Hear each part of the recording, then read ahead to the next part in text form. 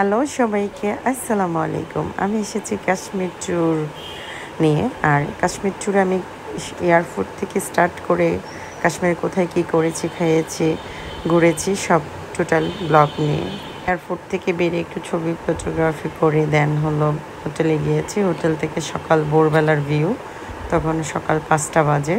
আর এত সুন্দর লাগছে, এত স্নিগ্ধ একটা ঠান্ডা হাওয়া গায়ে লাগছে। আমি বেলকনি দিয়ে যখন ভিউটা দেখছিলাম, মানে আসলে কাশ্মীরে যারা থাকে তারা অনেক সৌভাগ্যবান ব্যক্তি।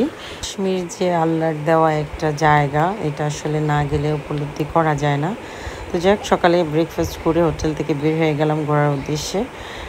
আর গিয়ে হলো ফার্স্টে যে যাওয়ার সাথে সাথে আমি বলেছি যে আমি এটা করব। গাড়ির ড্রাইভারকে বললাম একটু দাঁড়ান, আমি এটা করব। দুঃসাহস নিয়ে আসলে অসুস্থ মানুষ চড়ে গেলাম। আর এই তো দেখতে পাচ্ছেন একটা নদীর উপর দিয়ে এই পার থেকে ওই পার, ভালোই দূরত্ব ছিল। আর একদম সাহস নিয়ে যেভাবে চলে গেছিলাম, কোনো ভয় ছিল না, ভালোভাবে যেয়ে পৌঁছাইছি, খুব ভালো লেগেছে। দেন এখান থেকে অনেক গরম ছিল, তখন টু মাচ গরম ছিল। যাই হোক, আর এটা আমার এই ভিডিওটা হলো 2024 সালের।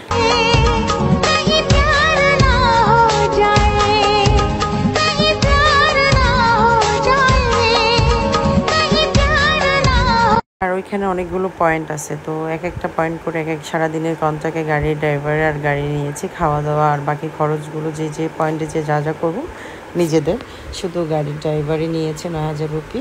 আর দুপুরে লাঞ্চ টাঞ্চ আমরা নিজেরাই করে।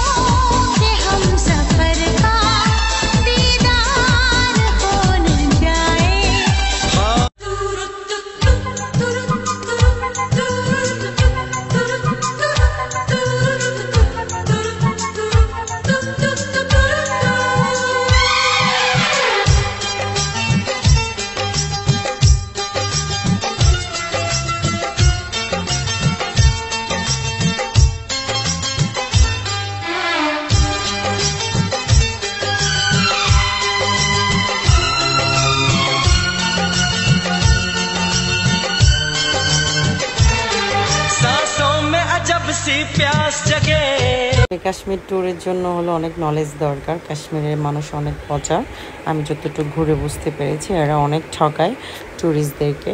তো এই প্লেসটা অনেক একটা নাম করা প্লেস, ভাইরাল প্লেস। তো এখানে গিয়েছি, কিছু টুকিটাকি ভিডিও করেছি, যদিও আমার ক্যামেরাম্যান যে গাইডটাকে আমি নিয়েছি উনি এত ভালো ভিডিও করে না, তো যা এতটুকুন পেরেছি করেছি। দেন হলো সারাদিনে 8-9টা পয়েন্টে ঘুরেছি। সন্ধ্যার পরে হোটেলে এসে চেঞ্জ করে আবার খেয়ে দিয়ে একটু রেস্ট নিয়ে বের হয়েছি। এটা মূলত সবাই সন্ধ্যার পরে, সকালবেলা যায় ভোরবেলা। তো যাতে শীতের কাল না, তাই সন্ধ্যার পরে এখানকার ভিউটা সুন্দর। আর এত সুন্দর স্নিগ্ধ একটা পরিবেশ, সন্ধ্যার পরে আবার গরম কমে যায়, খুব ভালো লাগে। আর অনেক ট্যুরিস্ট এখানে আসে, অনেক ট্যুরিস্টদেরকে মানুষ ঠকায় কাশ্মীরিদের। খাওয়া দাওয়ার বেলায় তো এত প্রচুর পরিমাণ প্রাইস, সবজি, ফলমূল, হোটেল বিল অনেক বেশি। ওরা কাশ্মীরের টোটাল ট্যুর থেকেও আমরা থাইল্যান্ড, মালয়েশিয়া, সিঙ্গাপুর ঘুরে আসতে পারবো, আমি যেটা মনে করি। যাই হোক, আমি যখন বোম্বাইতে ছিলাম সেক্ষেত্রে গিয়েছি। আর আমার এই ট্যুরটা অনেক ভালো ছিল, মাইন্ড ব্লোন ছিল। যদি আমি শীতের সময় যেতাম আরও বেশি মজা পেতাম। আর এখানে বসে এত ভালো লাগছিল, কী বকবক করতেছিলাম। তো যাদেরকে বলছি ইনফরমেশন জন্য, যারা কাশ্মীর ট্যুর দিবেন অবশ্যই আগ থেকে নলেজ কাউকে নিয়ে যাবেন, বা হোটেল বুকিং দিয়ে যাবেন, একটা সিম কার্ড নিয়ে যাবেন। বোম্বাই, কলকাতা যে স্থান থেকে স্থান করেন, কারণ ওইখানে অন্যরকম গাইড, ওইখানে আর্মিদের আন্ডারে সব কিছু। ওইখানকার কাশ্মীরদের পুলিশ আইন, অনেক নিয়ম কারণ ওদের। আর দেখেন কত সুন্দর লাগছে, সন্ধ্যাটা একটু কুয়াশা আসতেছিল। আর আমরা এখানে নৌকা দিয়ে ঘুরবো, তাতে আমাদের কাছে 1500-2000 রুপি চাচ্ছে। পরে যদিও 400 রুপি দিয়ে আমরা পুরাটা, 500 রুপি না 400 রুপি দিয়ে ঘুরে আসছি। তো যাই হোক, ভালো ছিল, বাট অনেক চালাকি, ওরা অনেক চালাক, অনেক ঠকায় ট্যুরিস্টদেরকে। সেজন্য নলেজেবল কাউকে নিয়ে যাওয়া ভালো। সিম কার্ডের একটা প্রবলেম থাকে, হোটেল ম্যানেজমেন্টের একটা প্রবলেম থাকে, গাড়ি ট্যুরিস্টদের একটা। তো আসলে কিছু খেতে গেলে, কিনতে গেলে এত হ্যারাসমেন্ট। আমি আসলে ওখান থেকে তেমন কোনো শপিংও করি নাই, বাট দেখার মতন জায়গা। সোজা কথা যে আল্লাহ নিজ হাতে মনে হয় কাশ্মীরটাকে দিয়েছে। আমার এত বেশি ভালো লেগেছে। এই হর্স রাইডের জন্য আমার 9,000 রুপি চাই। এখানকার দালালগুলো অনেক খারাপ। যাই হোক, আমাকে 9,000 রুপি চাইছিল, আমি 3,000 টাকা দিয়ে হর্স রাইড দিই। এই হর্স রাইডে অনেকগুলো জায়গা ওরা দেখায়। দেন আসার সময় হলো বিকেলবেলা রওনা দিয়েছি গাড়ি দিয়ে। একটা অ্যাপেল বাগান দেখানোর কথা ছিল, এই যে অ্যাপেল বাগানে ফার্স্ট আমি অ্যাপেলের বাগানে গিয়েছি, আবার মানে একদম হাত দিয়ে ধরতেছিলাম পুরো বাগানে। ছিঁড়া নিষেধ ছিল, যদিও আমি একটা ফল ছিঁড়ে ফেলছিলাম। অ্যান্ড যদি খেতে এত একটা টেস্ট ছিল না, গ্রিন অ্যাপেল ছিল। আর এই যে সামনে সাদা টি শার্ট পরা দেখছেন, উনি আমার গাইড ছিল, মানে প্রাইভেট কার যে গাড়ি নিয়ে গেছি ওই গাড়ির লোকেই হলো আমার গাইড ছিল। এখান থেকে আবার অ্যাপেলের জুস খেয়েছি। দেন হলো লাঞ্চের জন্য যাব। আর ওই দিন কোনো দিবস ছিল ইন্ডিয়ান হিন্দুদের পুজোর, তো ওই জন্য অনেক লাউড ছিল রাস্তাঘাটে, অনেক পাহারাদার, অনেক আর্মি পুলিশ টল ছিল। আর কাশ্মীরে হলো প্রচুর পরিমাণে পুলিশ, আর্মি পুলিশ ছিল। যাই হোক, আমি অনেক আগের বয়স 1 বছর পরে দিচ্ছি, দেশে আসলে ভুল হচ্ছে বারবার। আর এইটা হলো একটা ঝর্ণার ভিতর দিয়ে অনেক, দেখেন কি পরিমাণ পানি, এটা দিয়ে আমি হর্স নিয়ে পার হইতে হবে। আমি তো সাহস করতেছিলাম না, অসুস্থ মনে যদি পড়ে যায়। ওই যে হর্সের যে গাইড সে বলতেছে হবে, ও যাওয়া অভ্যাস আছে, অনেক মোটা মানুষ নিয়েও যায়। দেন আমি পার হয়ে গেলাম। কি সুন্দর, মাশাআল্লাহ, আমার মতন একটা ছোটোখাটো হাতের বাচ্চাকে নিয়ে এসে পার হয়ে গেছে। দেখেন উপরের থেকে ভিউগুলো এত সুন্দর লাগে। আসলেই যে কাশ্মীর একটা জান্নাত, সেটা বলার বাকি অবকাশ রাখে না। এই হলো 0 পয়েন্ট, কাশ্মীরের 0 পয়েন্ট, যেখানে আমি গরমের সময় গিয়েছি, তুষার নাই। এই 0 পয়েন্টে আইসের একটা বড় পাহাড় আছে, ওই উপরে গেছি। হাতে পায়ে সক্স পরে যেতে হয়, না হলে ঠান্ডা লাগে। আর যাতে আমি অসুস্থ ছিলাম সেক্ষেত্রে আমি হাতে পায়ে গ্লাভস পরেই গেছি।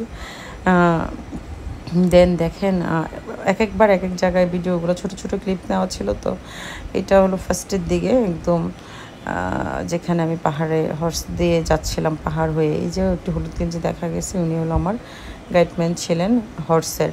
তো ওনারা প্রায় 8টা জায়গা দেখাইছে, 8টা জায়গার জন্য টোটাল পেমেন্ট নিয়েছে 3,000 রুপি। 1 ঘন্টার মধ্যে আসে, আবার চলে আসতে হবে। 1 ঘন্টার মধ্যে যাইতে 1 ঘন্টা লাগছে, আসতে 1 ঘন্টা লাগছে। তার মধ্যে যে এই রাস্তা ধরে গেলে অনেকগুলো জায়গা ভিউ, মানে জায়গা দর্শন করার দেখার জায়গা থাকে, সেই জায়গাতে যেতে হয়। যাই হোক, আমি নিজে নিজে, উনিও আবার ভালো ফটোগ্রাফার ছিল, উনি আমার অনেক ছবি তুলে দিচ্ছে, ভিডিও করে দিচ্ছে।